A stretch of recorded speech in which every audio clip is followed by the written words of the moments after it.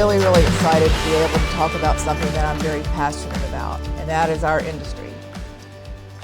So all of you, all of us, really should be a part of this industry, because I tell people all the time, if you're not part of your industry's trade association, then you're missing out. So we are the Association for Automation, A3 for short, but you may be more familiar with all the daughter associations. RIA, which Dan is a proud member of, AIA, Association for Advancing Automation, MCMA, the motion guys, and then ATI Mexico. So when we started moving forward with those different groups, we started talking to people, and well, I'm not just robots, I'm not just vision. So we realized that it's almost impossible now to do any type of system that doesn't combine all those technologies. So in about a year, you'll actually have the opportunity to join A3 or join the Association for Automation and then be segmented into those different daughter groups. So why join your industry's trade association? Just to have the opportunity to connect, learn about emerging technologies, business opportunities, new markets, to educate, workforce development, certifications and standards like Dan was talking about, and customer education. And our industry has become quite the advocate. Now that we are 1,200 some members strong as the Association for Automation, Jeff Bernstein, our president out of Ann Arbor, Michigan, has been invited to Washington to really talk about things from our perspective, automation, robots, and that robots do not take jobs. And then to lead, providing market reports, industry statistics, and thought leadership. So some of the key activities within RIA are getting people involved. This year we set a new membership record, and we just want to make sure that people understand that if you want to have a voice, this is where you can have a voice. Even if you're the smallest integrator out there, your voice is welcomed and heard. We're now involved with people that are what are called robotic clusters. So there's a group in Massachusetts, there's a group in Pittsburgh, but we're bringing all these people together. The ARM Institute out of Pittsburgh, Advanced Robotics Manufacturing. But then what Dan was talking about, and one thing that's really special to me because it kind of started under my tenure as a RIA chairperson, I didn't start it, but at that time we had a lot of integrators coming to us and say, or coming to the RIA membership and said, hey, I'm having a big problem because I think I do a good job, but this guy down the street is quoting 1/10 of my price. And how do I get people to understand that they're not apples to apples? So we polled and formed focus groups of integrators and end users and asked them, okay, what could RIA do for you? And to a person they said, as an integrator, they said, I want to have an opportunity to differentiate myself. If I'm doing a good job, give me a stamp that says I'm better than all these other guys out there. Well, the end users are saying the same thing. How do I know that the person I'm choosing, putting my trust in to do this job, is somebody that's competent? So the integrator certification program now is expanded to 32 integrators. You think about all the integrators in North America, only 37 of them are RA certified. So right now, Robotics Online, which is a website for the RA, is the most hit site anywhere in the world for information on robotics and automation. If I was an integrator, I would sure want my name to be on that list.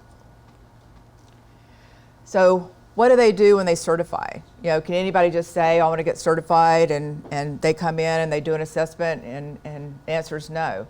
You have to be able to distribute or exhibit that you can show these core competencies that are important to success. So if you look at that kind of sentence right there, I can't read it on my face, but it's become an important confirmation of an organization's expertise in robotics. And what else is better than for somebody just without even knowing about you to already know that you have that stamp of approval from our industry's trade association. You can go online and see how you're going to rank before you even take the test. And then once you feel like you're ready for certification, you can contact the Robotics Industries Association. They'll send in an assessor, and he will work with your people to see if you actually do demonstrate those core competencies, and you can become RA certified. Dan mentioned that RA is also very heavily involved in standards, and why not? You know, we're the people that are using and integrating the robot, so why wouldn't we want to be involved in the standards? You know, I've known and worked with some integrators with our products that say, oh, you know, we never even think about doing a risk assessment. That's just like, you know, wasted time. Well, if your integrator is not performing a risk assessment on the system that they're installing for you, like Dan said, your robot may become something that just sits and gathers dust. So R15-1506, R1508, working now on a new standard for collaborative robots, because of course it's going to be different than your industrial ones, but really also an opportunity to be involved on that front. So our foundation standard is through safety requirements for industrial robots and robotic systems, something you definitely want to be involved with. And to this end, we're working with OSHA, NIOSH, and RIA Alliance. So OSHA, NIOSH, and RIA work together to make sure that the systems that we provide are safe, but even more so that you're educating people to the importance of that and practicing best practices when you integrate a robotic system. So how do you learn about things in our industry? What you do now is that you either attend or you exhibit at our industry's new trade show, Automate. About 8 years ago, our industry's primary trade show, where we all went to display our wares, was dying. It was Robots in Vision. It was in Rosemont in Chicago. The robot guy said, we're not going to that show because all I do is show all my stuff to my competitor. And to the point that the very last Robot in Vision show, one robot company showed up, refused to take their robots off the pallets and just park those in their booth because they felt like the show was completely worthless. So we're like, as a group, and this was under my tenure as RA chair, how do we reinvent ourselves? So we came up with Automate. And Automate is patterned very much after Automatica in Europe, and it's a solutions-based show. You have, last year, every year we've grown about 40%. Last year, over 20,000 total attendees, 1,000 conference attendees, and it is the place where people come if they want to learn anything about our industry. I'm excited because in May of 2021, we're moving back to our roots, which is Automate in Detroit. And people might say, oh, you know, why go back to Detroit because it's just automotive. If you look at what's going on in the Midwest, you know it's not just automotive. So the exciting thing about this show is that when we polled people when they're leaving the show, we found that 70% of the attendees plan to purchase a robotic system within a year. Most people said that it's the only show that they go to. They've never been to any shows ever. So it's really an exciting place to be. You have an opportunity to get involved. We had outgrown our place as a co-exhibitor with ProMat in Chicago McCormick. So now we're a standalone show for 3 days, which is back to our root. May of 2021, check it out on the website. And if you're not able to participate, not able to exhibit, at least attend the show, because I think after you attend it, you're probably going to want to participate in the future. Meeting new customers. You know, how many of us can have those dedicated people looking for us all in one place? And again, what we did at our show to make it different is, you know, a lot of shows you go to is the big money companies, the big robot companies, or Siemens, or those huge companies. They've got all these big booths up in the front. So what we did at Automate was we put our integrators up front because we're really focused on solution. We know people are going to find the robot companies in the back, but we're going to put our bread and butter, our people that are actually building those systems in the front so that they're interested in being there because they don't want to get lost in some other show. So that is RIA A3 in a nutshell. I know Dan said any quick questions, but as you can see, this is an industry that I'm very passionate about. I've had the pleasure to work in this industry for over 25 years. My background was not engineering, but when I got involved in this group, I found that people were more than willing to talk my ear off to teach me everything I ever wanted to know about robots and integration. And it allowed me to become, I think, maybe the industry cheerleader. And so to lead this industry is probably the most exciting thing that was ever a part of my life. And like Dan said, last year I was awarded with the Engelberger Award for Leadership, which is the most humbling experience that's ever happened to me in my whole life. But I can't think of really very many industries where everyone is so welcoming. And I've seen Dan talk to all of you, and I've seen other people that are involved in this industry talking to each other. And people realize that it's not just selfish. If we talk and we grow this industry, we're growing it for all of us. So please consider checking out A3 RIA on the website. And if you're not involved in your industry's trade association, or if you're an integrator and you're not certified, please check that out, because I think it's going to be a game changer for everyone. Okay, that's that part. And I'll be happy to entertain any questions about that after everybody else talks. So my real job, when I'm not the industry's cheerleader and champion, is trying to sell things for ATI Industrial Automation. We, as Dan said, we're the accessories for robots. People sometimes joke and say we're the handbags or the shoes, but what we really are all the peripheral devices that allow a robot to be flexible. So if you've just got a robot and it don't have anything that can attach to the end of it, then you're pretty limited on what that robot can do. We've been around for almost 30 years. We're based out of North Carolina, Apex in particular. We have offices now in Michigan, China, Brazil, and Mexico, and have grown from 8 employees that started the company to over 350 employees worldwide, and have become recently an employee stock ownership ESOP. And so all the employees are definitely focused on making sure that the company is successful so that their stock values grow. So an end effector. Now, what is a robotic end effector? And basically it's just anything that attaches to the robot or the wrist. We are, as Dan said, what prides me about, makes my job really easy, is that we've got a lot of engineers. And so you can have a company and if you don't have the engineering support to support those products, then you're probably not going to be as successful as we are, because we really have engineering-based global development of all types of different end-of-arm tools. And we do make robots more flexible and more productive. So, like I said, it provides flexibility. You've got 2 sides on the tool changer, master and tool plate, pretty simple, but I'm always surprised when I go somewhere to a trade show and somebody says, "What? A robot can change its tool?" I'm like, yeah, duh. I mean, it seems pretty simple. But if you haven't seen it happen, then it is educational for some people. So people sometimes think, well, tool changers, that you guys are just changing out spot weld guns, but it's not just for automotive. We've done lots of things with all these different companies, some really exciting things with NASA and different aerospace companies, Foxconn, Apple, Google, Coke, just all these people are using our products for one reason or another. And then why ATI when you've got other tool changers out there? Not so many, as Dan said, these days, but because we've got so many different options and we can provide pretty much anything you want to pass from robot to tool.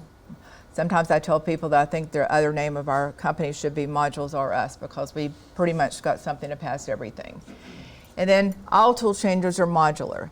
So you can mix and match, add and subtract, but we try to keep a very small package size. Right here you've got an 18-inch diameter with a spot welding gun, where you've got a servo module, a communication module, a fluid air module, and if you've seen some other, if you start to Google tool changers and look at different companies that are out there, you'll see that we're about, we're like a little kid contained inside their outer hub. And why is that important? Is so you have best reach with your robot, but also so that we minimize the weight that we add to the robot, giving you a lot more room to work on your applications. So a couple things I want to talk about, because I know that ARC has gotten involved in some different areas recently, is, like I said, we're not just automotive. So recently we were asked, well, maybe about 5 years ago, we were asked by a company, KUKA and Accuray, to develop a system with our tool changers to dispense radiation. So we're doing that with a different brand of tool changers. And as you can see, the common denominator is the way our tool changers couple, but everything else is a body that can do anything the customer asks us to do. And then this one is really cool that we just developed for the medical industry. It's a manual tool changer that allows the medical robot to change out the different tools that it's holding. So while tool changers have always been our bread and butter, that along with the force sensors, everybody knew ATI for tool changers and force sensors. Recently, we were approached by different robot companies, and 3M in particular, to say, like, how do we start to pursue a whole new market? You know, there's all these jobs out there that are dull, dirty, and dangerous, and why should people be doing those jobs? What about using a robot for material removal? You know, how would that improve things in the workplace? Well, think about it. The robot never takes a break, so you increase productivity. A robot doesn't have carpal tunnel syndrome, so you don't have those type of costs. So automating these processes increase productivity. They give you higher quality products because a robot is a whole lot more accurate than a human, and it's safer. You don't want a human in there doing these type of tasks that a robot can do for you. I was talking to somebody earlier, and we're talking about pretty much any job a robot can take from a human. If that robot can take that job from a human, you should let it, because that means that you can move the human on to something that uses a little bit more of their brain power and isn't dull, dirty, dangerous, heavy, drudgery, you know, something exciting. So why aren't people doing this? Why isn't everybody jumping on the bandwagon and say, yeah, let's get in there, let's pursue material removal? Well, you've got part variation, you've got fixturing, you've got a whole lot of complicated things that need to happen besides just having the robot bring this tool to the part. Some of those things are on the screen. So what's it going to take? You know, what needs to happen? And number one is, like, you've got to have somebody saying they want to do it. But sometimes people don't know what they want because they don't even know that it exists. And so what we're in the process now of doing, along with a lot of the robot companies and 3M, as they're the experts in this area, are trying to educate people that these jobs can be automated. And it takes a good integrator like Dan or some of the other integrators in the room to really figure it out, because all we do as 3M and Fanuc and KUKA and all the different robots in 3M is we provide a product. It takes magic that these integrators like Dan's company does to make everything work. So who are we going to approach? I mean, who is not doing material removal? I mean, pretty much every market that's out there is doing material removal in one respect or another. So we're going after all these different markets. And how do we do that? Matthew Dockstader is one of our application engineers. I'm going to let him come up and be kind of Vanna White with me here and answer any specific questions. But you know, since a robot is not quite so accurate, we've engineered compliance into these tools. So this engineered compliance allows our products to maintain constant contact with the parts during those finishing applications. It compensates for changes in a path. So you don't have to teach every part specifically. You can teach a couple points and then we're going to comply and follow that part. But this allows for really fast, safe, and easy programming of the robot. This kind of shows you some of the different products and why the compliance is important.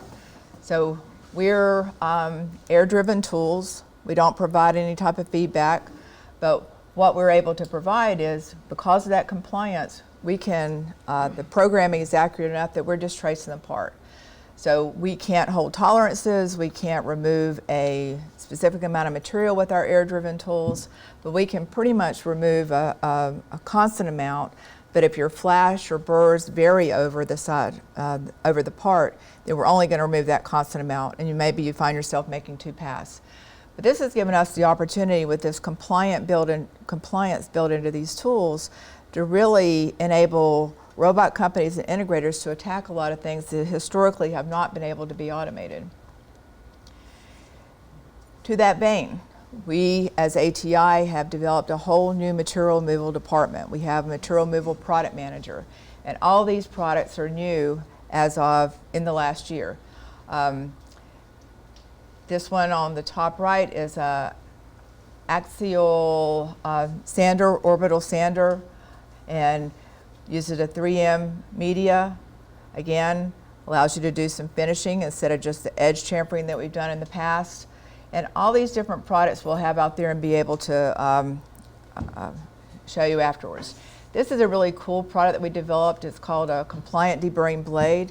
And what they did was they went into the shops and saw people that were using a little device that I know people sometimes call a whirligig, and they're manually cleaning up this part. You know, this rubber bumper's coming out of the line. This guy is like slicing it here, he's turning it, slicing it here, he's slicing it here. And then that thing goes on and goes to the paint shop, and the guy in the shop was telling me, it's like, you know, we don't even know if this part is bad until after it goes to paint. And 40% of our stuff is scrap. I'm like, you know, how is that even acceptable in our world? And so again, if you can automate that with some type of tool like this, free up the person to do something besides standing there all day cutting that part. So again, ASTO compliance, lightweight, flexible. These are the new ones that are coming soon. So electric, I know people have been really after us to do something that's electric because they want to control the amount of material that they're removing, and maybe they don't have an air source. So where ATI, even 2 years ago, really didn't foresee ourselves as material removal experts, we've become experts really quickly. And what we found was that there's such a demand for these type of products that our product manager is hired to hire these really great engineers that are developing new products, testing new products. We have a service where we can actually test some parts in-house, but really just gives you the opportunity to think about things that maybe you haven't thought about before and think outside the box. So if there's a way to automate it, if there's a way that you can do it with a robot and with some type of tool, then that definitely is the way to go, because like I said, you're going to increase your productivity, you're going to increase your quality, and you're going to free up people to use their brains for things that are much more challenging than standing there running a grinder over a part all day. So that's, I probably did my whole thing in less than 20 minutes, but that leaves lots of time for the other speakers. But really appreciate the opportunity. You know, we're excited to have a relationship with Art Specialties. They're a great special integrator, even more special than I realized after spending some time here. And you're in good hands with them. But I know Dan appreciates them, we do too. Everybody that comes out to learn more about automation is you know, making a step in the right direction. So thank you very much.